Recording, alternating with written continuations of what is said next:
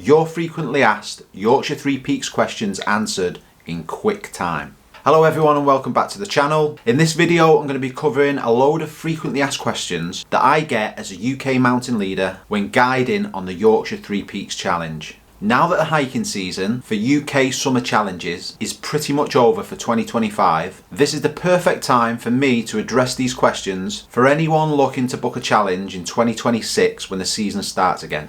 I know not everyone has time to watch the in-depth video that I just released, so I created this one. A quick fire question and answer video. I do however recommend that you bookmark the longer version of the video or add it to your watch list so that you can watch it later on when you've got a bit more time, especially if you're thinking of doing this challenge next year.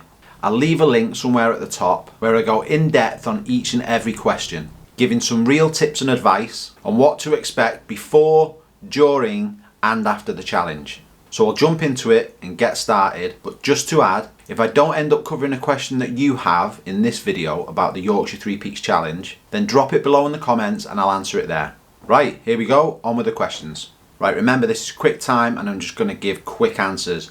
The other video will go a bit more in depth, so let's go.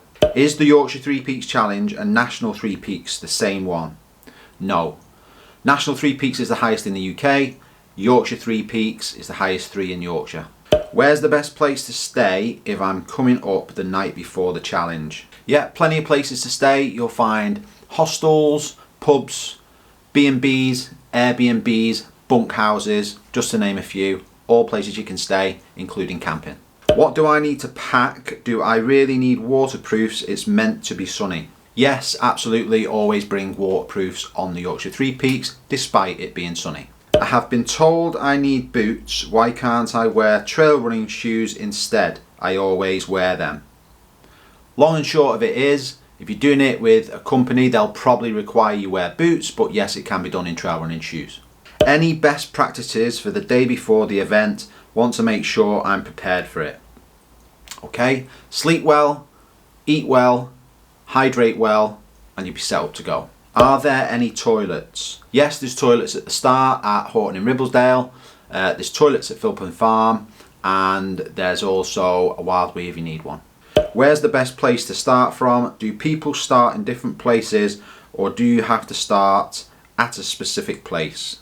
Most start at Horton in Ribblesdale, but you can start at the Ribblehead Viaduct, Station Inn, you could start at Philpin Farm, or you could choose to start at the Old Hill Inn. It all depends. Whichever one you start at though, the route's going to lead you straight back to the finish. When I do the challenge, where is the best place to park and can you park the car for free or do you need to pay?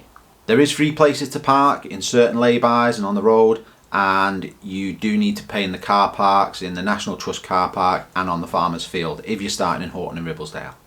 How far is it and how long do you think it'll take for a beginner hiker? Don't hike that much. The whole circular route is 24 miles and a beginner hiker should be able to do it within 12 hours. What's the best time to do the challenge? Is there an ideal time or can I do it any time? Ideal time is summertime, longer days, better weather, however it can be done anytime. What about the weather? Is it safe to do it in the rain or should I leave it and come back? Entirely up to you, but yeah, totally doable in the rain. In fact, the only thing that will stop you or should stop you from doing this is thunder and lightning. Do you need to do it with an authorised group or can I just do it on my own? You can do both. You can do it as part of an organised group and pay, or you can do it as a private group, or you can do it solo and just do it on your own. What about if I need to stop or withdraw from the route? Is there an easy way to do this? Answer to this is yes. There are places you can drop out at strategic points around the route to get yourself back to the start. What are the mountains called again? Question mark. So you've got Pennygent, you've got Whernside and you've got Ingleborough. That's the 3 mountains of the Yorkshire 3 Peaks Challenge. Which mountain is highest and which is the hardest, do you think? Want to prepare myself. Okay, so Whernside is 736 metres high, Ingleborough is 723 metres high and Pennygent is 694 metres high. Which one's the hardest though? That's entirely down to your own perception. It depends which one you start first and last. That can go either way really. I've heard the hardest part is walking between the mountains. Is this true? If so, how far are we talking? Good question, yeah. Some will say that the hardest part of this challenge is the hike between mountains. The mountains are quite short and sharp, but the path between is quite long. Between Whernside and Ingleborough, it's maybe about a mile. Between Ingleborough and Pennygent, again, it's probably about a mile. The longest by far is definitely Pennygent to Whernside at the Ribblehead Viaduct. That's somewhere around 9 to 10 miles, I believe, and some do say it's the hardest part. Will there be a place to refill water bottles? Yes, you can fill water bottles at the start and you can fill it up at Philpin Farm. What about food? Should I bring my own or buy some when I get there? Any advice? Definitely bring your own food. There'll be nowhere when you turn up to buy food. If Philpin Farm is open, which it is all summer but it does close in October, you'll be able to buy food there. But if you've brought nothing with you, you're going to have to wait for it and it's going to be a long day. Should I bring some energy gels just in case I start to cramp up during the event? Energy gels are a no-no for me. All they're going to do is cause you to crash halfway round. Will there be anywhere to get food when we finish? Yes, there is places to get food when you finish. If you finish in Horton and Ribblesdale, you'll be able to go to one of the two pubs. However, I wouldn't rely on that because they do get busy and they do get booked up. Sometimes they stop serving food. So to save going hungry, maybe head into one of the towns and get some food. Any advice on how to recover after the event? Don't want to be ruined for a week after if I can help it. Yeah, so after the event, hydrate well, eat well, sleep well, and make sure you stretch.